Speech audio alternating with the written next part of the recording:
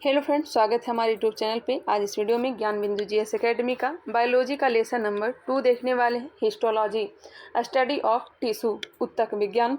तो चलिए इसे स्टार्ट करते हैं। फर्स्ट नंबर क्वेश्चन देखते हैं। इसमें टोटल प्रश्न जो दिए गए हैं 140, जिसे हम लोग कंप्लीट करेंगे।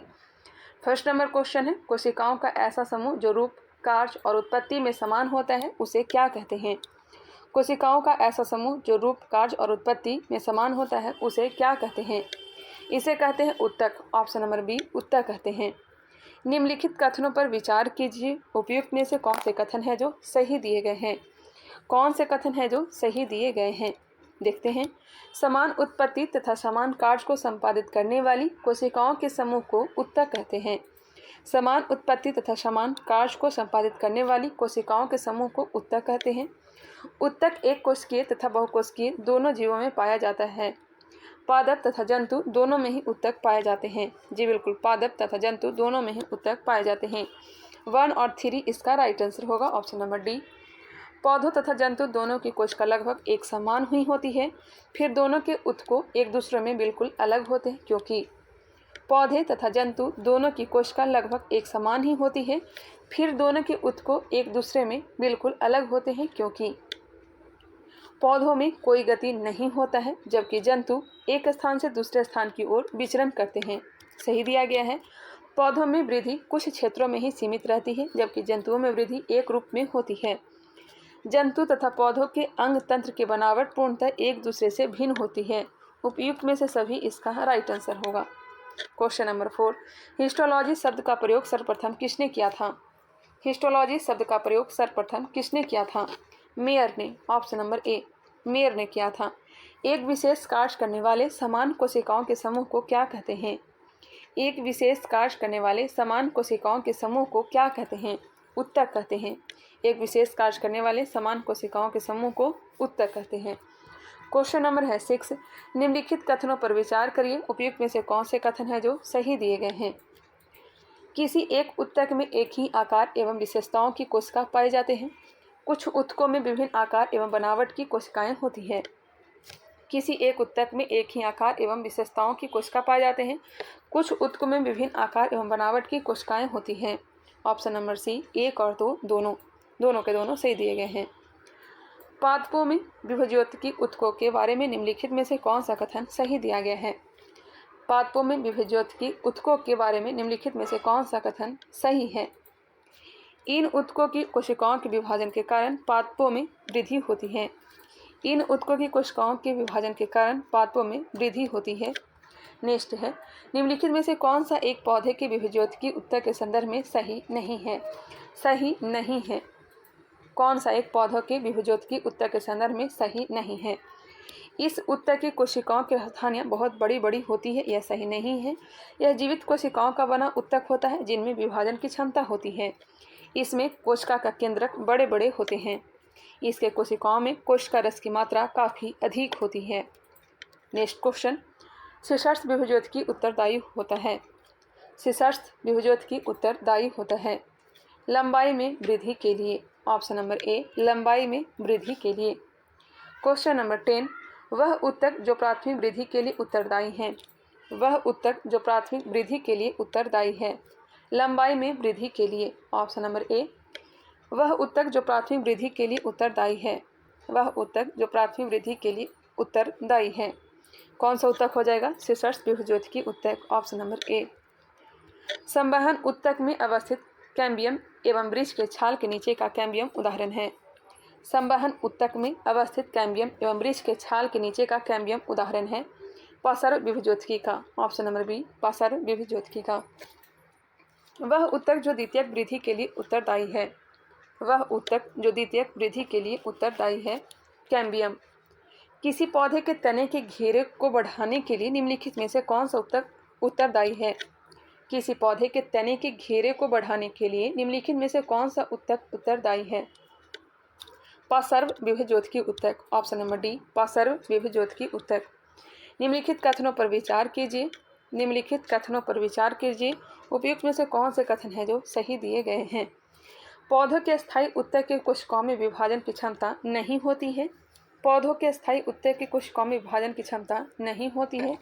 विभज्योतकी ऊतक की वृद्धि के फलस्वरूप पौधे में अस्थायी ऊतक बनता है।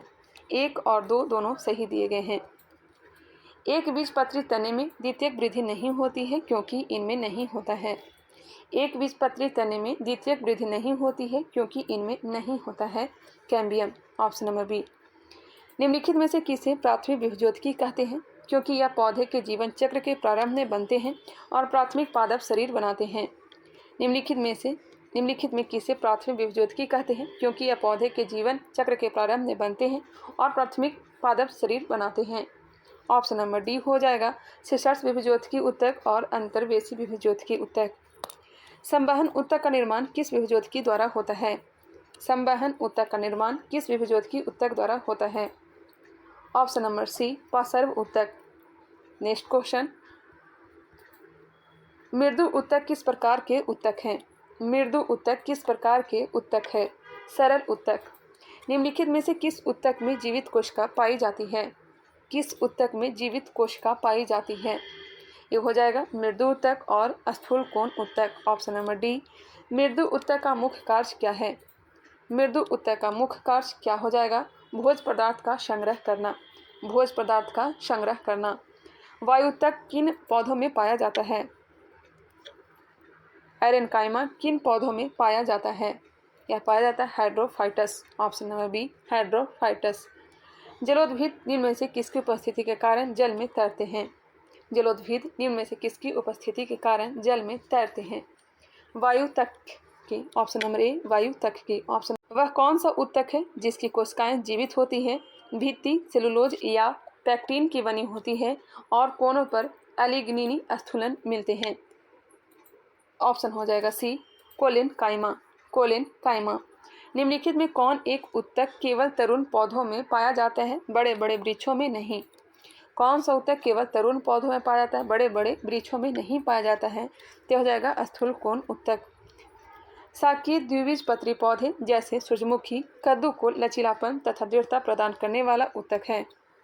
शाकीय द्विबीजपत्री पौधे जैसे सूरजमुखी कद्दू को लचीलापन तथा दृढ़ता प्रदान करने वाला ऊतक कौन सा है? तो हो जाएगा स्थूल कोण ऊतक। निम्नलिखित में से कौन सा एक ऊतक जड़ में उपस्थित नहीं रहते हैं? जड़ में उपस्थित नहीं रहते हैं स्थूल कोण ऊतक। Option number D. जबकि मृदु ऊतक, दृढ़ ऊतक और वायु ऊतक ये जो है जड़ में उपस्थित रहते हैं। क्वेश्चन नंबर 28, निम्नलिखित में से किस ऊतक की कोशिकाओं की भित्ति लिग्निन के कारण मोटी हो जाती है? निम्नलिखित में किस ऊतक की कोशिकाओं की भित्ति लिग्निन के कारण मोटी हो जाती है? दृढ़ ऊतक। ऑप्शन नंबर सी दृढ़ ऊतक। क्वेश्चन नंबर है 29, पौधों के कुछ भाग मोड़ने पर बिना टूटे आसानी से मोड़े जा सकते हैं। कुछ भाग जैसे पत्ते और तने की इस नम्यता का कारण किसकी बहुतायत को माना जा सकता है? पौधे के कुछ भाग मोड़ने पर बिना टूटे आसानी से मोड़े जा सकते हैं। कुछ भाग जैसे पत्ते और तने की इस नम्यता का कारण किसकी बहुतायत को माना जाता है? दृढ़ोत्तक को। ऑप्शन नंबर सी दृढ़ोत्तक को। रेशे उत्पन्न करने वाले पौधे जैसे पटुआ में किस ऊतक की प्रचुरता होती है? रेशे उत्पन्न करने वाले पौधे जैसे पटुआ में किस ऊतक की प्रचुरता होती है? किस ऊतक की? दृढ़ ऊतक की। फलों तथा बीजों का कठोर आवरण किस ऊतक के द्वारा तैयार होता है? फलों तथा बीजों का कठोर आवरण किस ऊतक के द्वारा तैयार होता है? यह तैयार होता है दृढ़ ऊतक के द्वारा। सुबेरिन नामक कार्बनिक पदार्थ जमा रहता है। सुबेरिन नामक कार्बनिक पदार्थ जमा रहता है कॉर्क कोशिका में। Option number D. व्यापारिक कॉर्क किससे प्राप्त होता है? व्यापारिक कॉर्क किससे प्राप्त होता है? कॉर्क कैम्बियम से। कॉर्क कैम्बियम से। कैम्बियम। Option number D. वाणिज्यिक मूल वाला कॉर्क किससे प्राप्त होता है? वाणिज्यिक मूल वाला कॉर्क किससे प्राप्त होता है? यह प्राप्त होता है केकड़ सुबेर से। केकड़ सुबेर से। मृदु ऊतक की कोशिकाएं होती है। मृदु ऊतक की कोशिकाएं होती है गोलाकार। दृढ़ कोशिका में कौन सा गुण नहीं पाया जाता है? दृढ़ कोशिका में कौन सा गुण नहीं पाया जाता है? ये मृदु ऊतक कोशिकाओं से निर्मित होता है। यह गलत है। इनकी भित्तियों में लिग्निन विद्यमान होता है। जी बिल्कुल। ये कोशिकाएं मृत और संकीर्ण अवकाश वाली होती है। इनकी कोशिकाएं बहुत लंबी और उनके सिरे नुकीले होती हैं। ऑप्शन नंबर ए जो है यह गुण नहीं पाया जाता है। निम्नलिखित में से किस उत्तर की कोशिकाओं में अंतराकोशिकीय स्थान नहीं पाया जाता है? किस उत्तर की कोशिकाओं में अंतराकोशिकीय स्थान नहीं पाया जाता है? ऑप्शन नंबर हो जाएगा डी, विभुज्योतकी और दृढ़ ऊतक। विभुज्योतकी और दृढ़ ऊतक। पौधों से प्राप्त होने वाले कॉर्क में कौन सी विशेषताएं नहीं होती है? पौधों से प्राप्त होने वाले कॉर्क में कौन सी विशेषताएं नहीं होती है? यह विद्युतरोधी तथा उष्मारोधी होता है, बिल्कुल। इसके कोशिकाओं में पर्याप्त मात्रा में जीव द्रव पाए जाते हैं, जी बिल्कुल। नहीं पूछा गया है। चलिए नेक्स्ट देखते हैं। इनकी भित्ति से जल एवं गैस नहीं जा सकता है। इनकी भित्ति से जल एवं गैस नहीं जा सकता है। यह हल्का होता है एवं जल इसमें आग नहीं लगती है। एक बार फिर से क्वेश्चन को देखते हैं। क्वेश्चन क्या किया गया है? पौधों से प्राप्त होने वाला कॉर्क में कौन सी विशेषताएं नहीं होती है? यह विद्युत रोधी तथा उष्मारोधी होता है, यह तो सही है। इसके कोशिकाओं में पर्याप्त मात्रा में जीव द्रव पाए जाते हैं। जीव द्रव पाए जाते हैं, नहीं पाए जाते हैं, यही राइट आंसर होगा। 38 नंबर प्रश्न का आंसर ऑप्शन नंबर बी होगा। सुधार करिएगा, बी होगा। इनकी भित्ति से जल एवं गैस नहीं जा सकता है, सही है। यह हल्का होता है एवं जल इसमें आग नहीं लगती है। विलामेन की आवश्यकता होती है। विलामेन की आवश्यकता होती है नमी के अवशोषण के लिए। नमी के अवशोषण के लिए किस प्रकार के जड़ में विलामेन नामक आर्द्रताग्राही स्पंजी ऊतक पाया जाता है? किस प्रकार के जड़ में विलामेन नामक आर्द्रताग्राही स्पंजी ऊतक पाया जाता है? अधिपादप मूल में। अधिपादप मूल में। आर्किड में विलोमन ऊतक पाया जाता है। आर्किड में विलोमन ऊतक पाया जाता है मूलों में। पौधों का सबसे बाहरी स्तर या छिलका को क्या कहते हैं? पौधों का सबसे बाहरी स्तर या छिलका को क्या कहते हैं?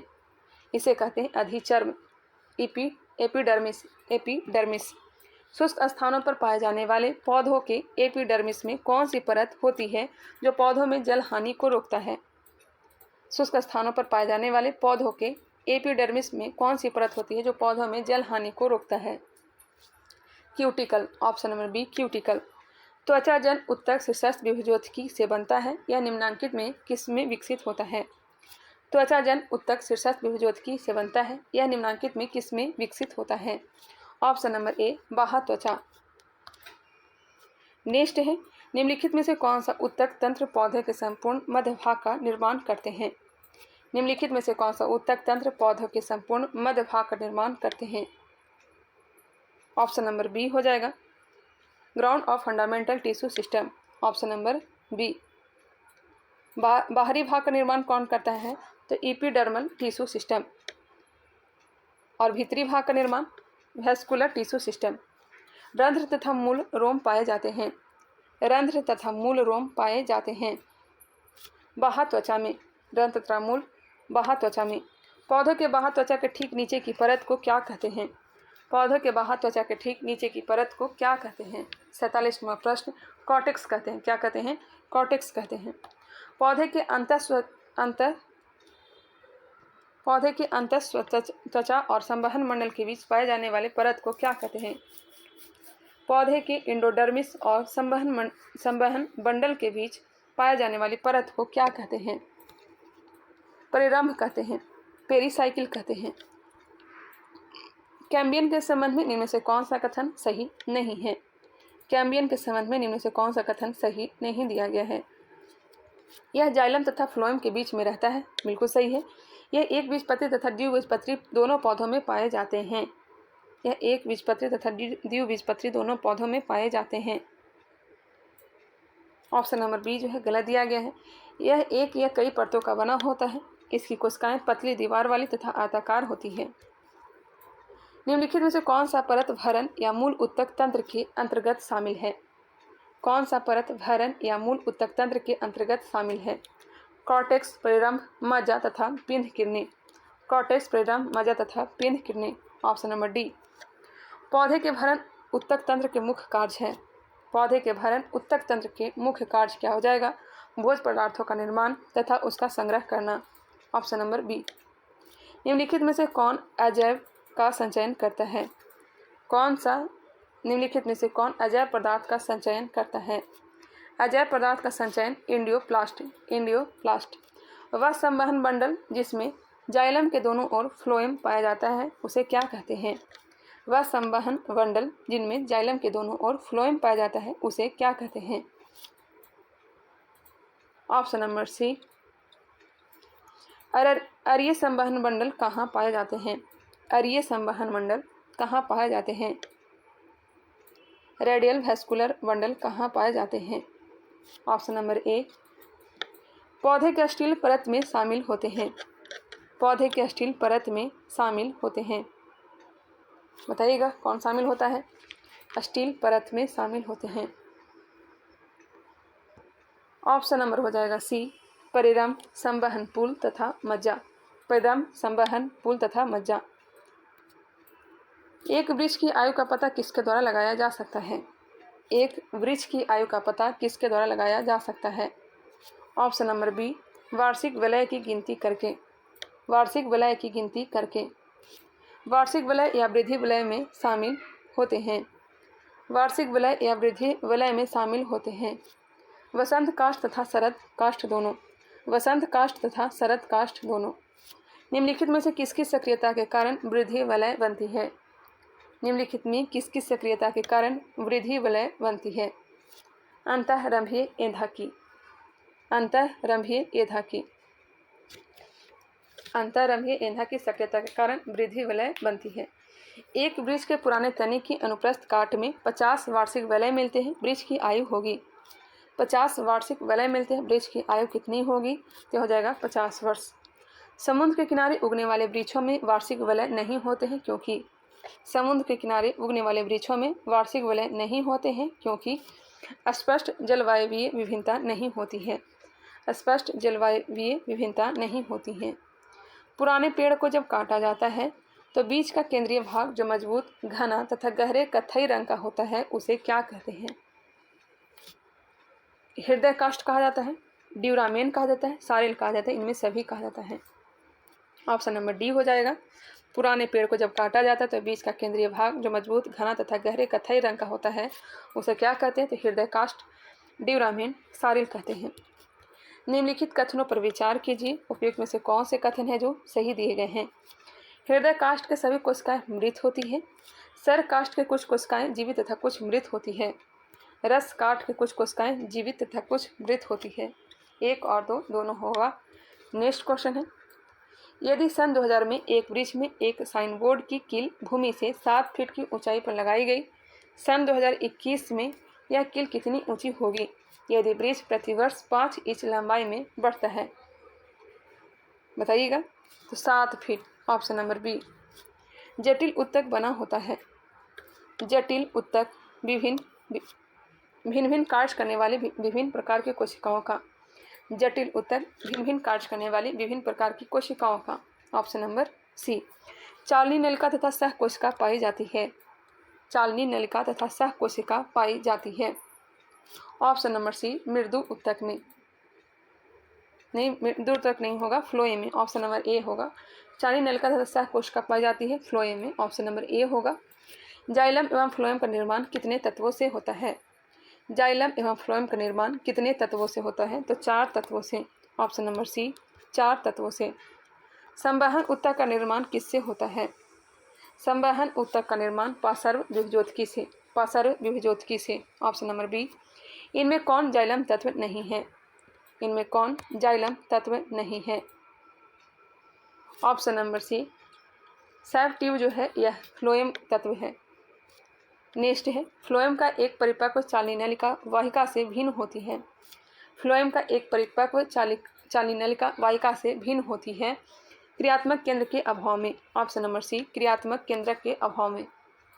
जाइलम का कौन सा तत्व मुख्य रूप से जल तथा खनिज लवण के परिवहन का कार्य करती है? वाहिनिकाएं तथा वाहिकाएं। Option number D. जाइलम का कौन सा तत्व जीवित कोशिकाओं का बना होता है? जाइलम का कौन सा तत्व जीवित कोशिकाओं का बना होता है? यह हो जाएगा जाइलम मृदुतक। जाइलम मृदुतक। फ्लोएम का कौन सा तत्व मृत कोशिकाओं का बना होता है? फ्लोएम का कौन सा तत्व मृत कोशिकाओं का बना होता है? ऑप्शन को देख लीजिए। ऑप्शन क्या हो जाएगा? वाष्ट तंतु। ऑप्शन नंबर सी। फ्लोएम का कौन सा तत्व मुख्यतः भोज्य पदार्थ के संवहन में भाग लेता है? फ्लोएम का कौन सा तत्व मुख्यतः भोज पदार्थ के संवहन में भाग लेता है? चालनी नलिका, ऑप्शन नंबर ए। चालनी नलिकाओं में भोज पदार्थ के संवहन में मदद करता है। चालनी नलिकाओं में भोज पदार्थ के संवहन में मदद करता है। सहकोशिका, ऑप्शन नंबर ए, सहकोशिका। फ्लोएम का कौन सा तत्व फ्लोएम ऊतक को यांत्रिक सहायता प्रदान करता है? फ्लोएम का कौन सा तत्व फ्लोएम ऊतक को यांत्रिक सहायता प्रदान करता है? फ्लोएम तंतु, ऑप्शन नंबर बी, फ्लोएम तंतु। फ्लोएम ऊतक में चालनी पट्टी पाई जाती है। फ्लोएम ऊतक में चालनी पट्टी पाई जाती है। दो चालनी नलिका के बीच, ऑप्शन नंबर बी, दो चालनी नलिका के बीच। पौधों में फ्लोएम मुख्यतः उत्तरदायी है। पौधों में फ्लोएम मुख्यतः उत्तरदायी है आहार वहन के लिए। पौधों में जाइलम मुख्यतः जिम्मेदार है जल वहन के लिए।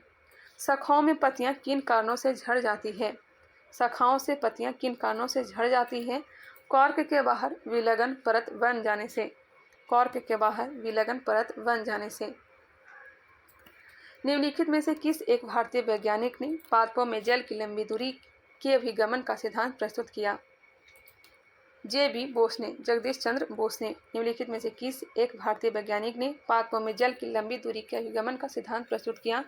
जगदीश चंद्र बोस ने। निम्नलिखित में से किस प्रकार के ऊतक शरीर की सुरक्षा कवच का कार्य करता है?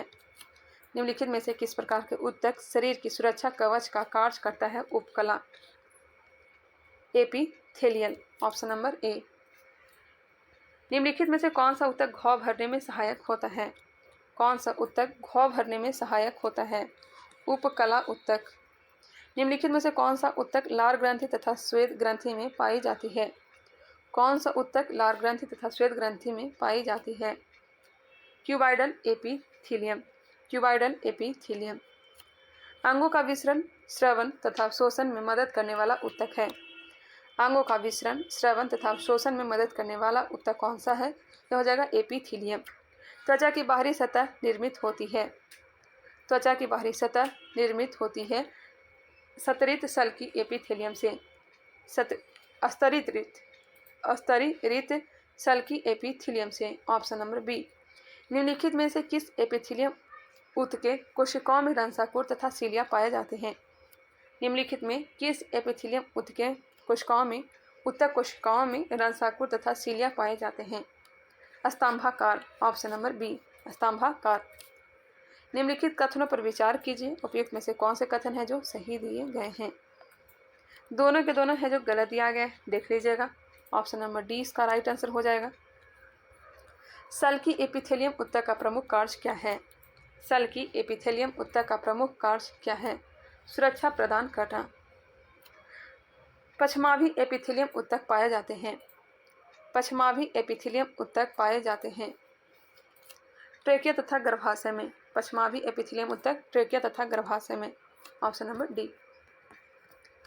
निम्नलिखित में से कौन ऊतक त्वचा एवं मांसपेशियों अथवा दो मांसपेशियों को जोड़ने का कार्य करता है? दो मांसपेशियों को जोड़ने का कार्य एरिओलर, एरिओलर। मोटापा निम्न में से किसकी अधिकता के कारण होता है? वसा ऊतक के कारण मोटापा होता है। निम्नलिखित में से कौन एक शरीर को गर्म रखने हेतु उत्तरदायी है? वसामय ऊतक गर्म रखने के लिए उत्तरदायी है। ऊँट का कुबड़ किस ऊतक का बना होता है? यह बना होता है वसामय ऊतक का, वसामय ऊतक का। निम्नलिखित में किस ऊतक की कोशिकाओं में वसा की बूंदें भरी रहती है?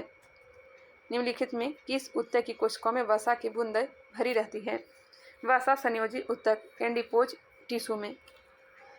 निम्नलिखित में ऊतक कौन है? ऊतक कौन है? रुधिर जो है, रक्त जो है, यह ऊतक है, संयोजी ऊतक का उदाहरण है। निम्नलिखित में से कौन ऊतक का उदाहरण है? 96 लसिका जो है ऊतक का उदाहरण है। निम्नलिखित में कौन संयोजी ऊतक है? संयोजी ऊतक उपास्थि है, अस्थि है, लिगामेंट है, इनमें से सभी हो जाएगा। अस्थि, उपास्थि और लिगामेंट क्या है? संयोजी ऊतक है। निम्नलिखित में से कौन एक शरीर को गर्म रखने हेतु उत्तरदायी है? गर्म रखने के लिए उत्तरदायी कौन सा है? वसामय ऊतक। श्वेत तथा पीला तंतु पाए जाते हैं। श्वेत तथा पीला तंतु पाए जाते हैं एरियोलर ऊतक में, ऑप्शन नंबर बी। कोड्रीन नामक प्रोटीन कहाँ पाई जाती है? कोड्रीन नामक प्रोटीन उपास्थि में, कोड्रीन नामक प्रोटीन उपास्थि में। टेंडन का निर्माण होता है, टेंडन का निर्माण होता है श्वेत तंतुमय ऊतक से। श्वेत तंतुमय उत्तक से। एग्जाम नज़दीक है, इस कारण से मैं फास्ट करवा रही हूँ। लिगामेंट का निर्माण होता है, लिगामेंट का निर्माण होता है पीला तंतुमय उत्तक से, पीला तंतुमय उत्तक से। टेंडन तथा लिगामेंट किस प्रकार के उत्तक हैं? टेंडन तथा लिगामेंट किस प्रकार के उत्तक हैं? संयोजी उत्तक हैं। Option number A.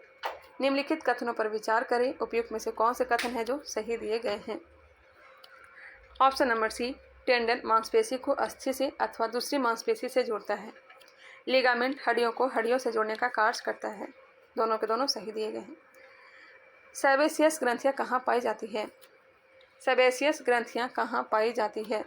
स्तनियों की त्वचा के डर्मिस में, स्तनियों की त्वचा के डर्मिस में। Option number B. और संवेदी ग्रंथि स्तनियों की त्वचा के एपिडर्मिस में। नेक्स्ट है, लैक्राइमल ग्रंथि क्या स्रावित करता है? लैक्राइमल ग्रंथि क्या स्रावित करती है? आंसू। लैक्राइमल ग्रंथि क्या स्रावित करती है? आंसू। किस उत्तक से तलवे, खुर और सींग बने होते हैं? तलवे, खुर और सींग किस उत्तक से बने होते हैं? तो काइटिन के बने होते हैं। ऑस्टियोब्लास्ट नामक कोशिका उपस्थित रहता है, ऑस्टियोब्लास्ट नामक कोशिका उपस्थित रहता है, क्या रहता है? अस्थि में। ऑप्शन नंबर ए, अस्थि में। Next question, question number 109। कॉन्ड्रियोब्लास्ट नामक कोशिका पाई जाती है, कॉन्ड्रियोब्लास्ट नामक कोशिका पाई जाती है उपास्थि में। Option number B. मास्ट कोशिकाएं पाई जाती है, मास्ट कोशिकाएं पाई जाती है संयोजी उत्तक में, संयोजी उत्तक में। एरियोलर उत्तक में पाए जाने वाले निम्नलिखित कोशिकाओं में कौन रुधिर वाहिनियों को फैलाने के लिए प्रोटीन हिस्टामिन स्रावित करता है? एरियोलर उत्तक में पाए जाने वाले निम्नलिखित कोशिकाओं में कौन रुधिर वाहिनियों को फैलाने के लिए प्रोटीन हिस्टामिन स्रावित करता है? मास्ट कोशिकाएं। ऑप्शन नंबर बी, मास्ट कोशिकाएं। 112 नंबर प्रश्न, निम्नलिखित में से कौन प्लीहा, यकृत तथा अस्थिमज्जा में पाया जाता है? कौन प्लीहा, यकृत तथा अस्थिमज्जा में पाया जाता है? जालवंत संयोजी उत्तक। ऑप्शन नंबर सी, जालवंत संयोजी उत्तक। मनुष्य की त्वचा सबसे मोटी होती है, मनुष्य की त्वचा सबसे मोटी कहाँ पे होती है? तलवे पर। मनुष्य की त्वचा सबसे पतली होती है, सबसे पतली त्वचा आँखों की पलक पर, आँखों की पलक पर। वृद्धावस्था में त्वचा में झुर्रियाँ पड़ जाती है, इसका कारण है चर्म में वसा उत्तक की कमी के कारण, चर्म में वसा उत्तक की कमी के कारण। ऑप्शन नंबर सी।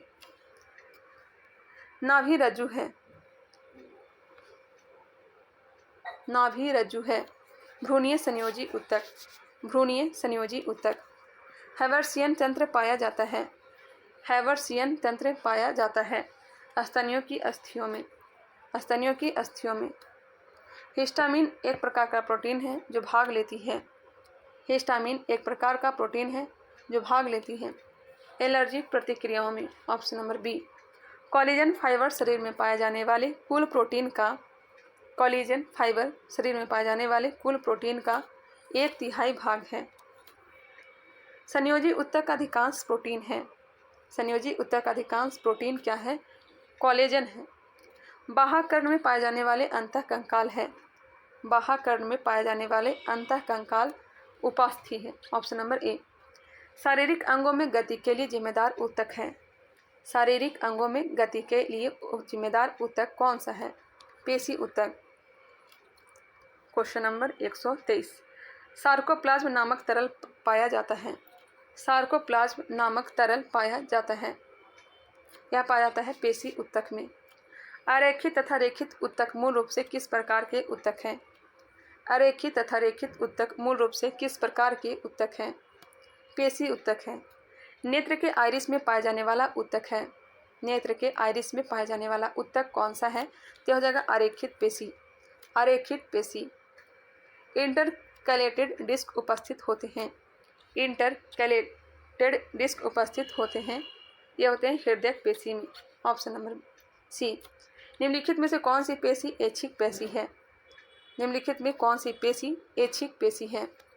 रेखित पेशी। आहार नाल के एक भाग से दूसरे भाग में भोजन का प्रवाह किस पेशी के संकुचन एवं प्रसार के कारण होता है? आहार नाल के एक भाग से दूसरे भाग में भोजन का प्रवाह किस पेशी के संकुचन एवं प्रसार के कारण होता है? अरेखित पेशी। मायोफाइबिल नामक रचना किस उत्तक में पाई जाती है? मायोफाइबिल नामक रचना किस ऊतक में पाई जाती है? पेशी ऊतक में। निम्नलिखित में किस पेशी में थकान उत्पन्न नहीं होता है? किस पेशी में थकान उत्पन्न नहीं होता है? कार्डियक पेशी में। ऑप्शन नंबर क्या हो जाएगा? सी, कार्डियक पेशी में। शरीर के कुल भार का लगभग 50% भार होता है रेखित पेशी का। किसका होता है? रेखित पेशी का होता है। संवेदना का चालन शरीर के एक भाग से दूसरे भाग में होता है। संवेदना का चालन शरीर के एक भाग से दूसरे भाग में होता है तंत्रिका ऊतक से। ऑप्शन नंबर बी, तंत्रिका ऊतक की इकाई है। तंत्रिका ऊतक की इकाई न्यूरॉन है। ऑप्शन नंबर सी। 134 नंबर प्रश्न, मनुष्य के शरीर में सबसे लंबी कोशिका होती है? मनुष्य के शरीर में सबसे लंबी कोशिका तंत्रिका कोशिका। Option number C. जन्म के बाद मानव के किस ऊतक में कोई कोशिका विभाजन नहीं होता है? जन्म के बाद मानव के किस ऊतक में कोई कोशिका विभाजन नहीं होता है? तंत्रिका कोशिका में। जन्म के बाद मानव के किस ऊतक में, तंत्रिका ऊतक में कोई कोशिका विभाजन नहीं होता है? Option number B. न्यूरॉन के डेंड्रन से निकलने वाली पतली पतली शाखाएं क्या कहलाती हैं? न्यूरॉन के डेंड्रन से निकलने वाली पतली पतली शाखाएं क्या कहलाती हैं? डेंड्राइट्स कहलाती है। Option number C. रैनवियर के नोड कहाँ पाई जाती है? रैनवियर के नोड कहाँ पाई जाती है? तंत्रिका में। दो न्यूरॉन के जोड़ को क्या कहते हैं? दो न्यूरॉन के जोड़ को सिनेप्स कहते हैं। ऑप्शन नंबर बी, सिनेप्स कहते हैं। न्यूरॉन कोशिका में संवेदना का संचार कैसे होता है? न्यूरॉन कोशिका में संवेदना का संचार कैसे होता है? एक न्यूरॉन के एक्सॉन से दूसरे न्यूरॉन के डेंड्राइट्स में। एक न्यूरॉन के एक्सॉन से दूसरे न्यूरॉन के डेंड्राइट्स में। Option number A. बायोप्सी संबंधित है। लास्ट प्रश्न है, बायोप्सी संबंधित है। यह संबंधित है परीक्षण के लिए ऊतकों को शरीर से अलग करने से। परीक्षण के लिए ऊतकों को शरीर से अलग करने के लिए ऊतक से संबंधित 140 प्रश्न को हमने कंप्लीट करवा दिया। नेक्स्ट टॉपिक है सूक्ष्मजीव, जिसे हम लोग अगले वीडियो में देखने वाले हैं। सूक्ष्मजीव से भी बहुत सारे क्वेश्चन किए गए हैं। सूक्ष्मजीव से लगभग मैं आप लोग को बता देती हूँ, सूक्ष्मजीव से लगभग 300 प्रश्न किए गए हैं, जिसे अगले वीडियो में हम लोग कंप्लीट करेंगे। आई होप यह वीडियो आप लोग को पसंद आया होगा। अगर पसंद आए तो इसे लाइक करिएगा। नए हैं, अभी तक हमारे चैनल को सब्सक्राइब नहीं किया है तो सब्सक्राइब कर लीजिए। उसके साथ साथ बेल आइकन को क्लिक कर लीजिए और इसे शेयर भी किया करिए। चलिए मिलते हैं नेक्स्ट वीडियो में, तब तक के लिए धन्यवाद। लगभग सूक्ष्मजीव से 300 प्रश्न दिए गए हैं। चलिए मिलते हैं नेक्स्ट वीडियो में, फिर से आप लोग को धन्यवाद।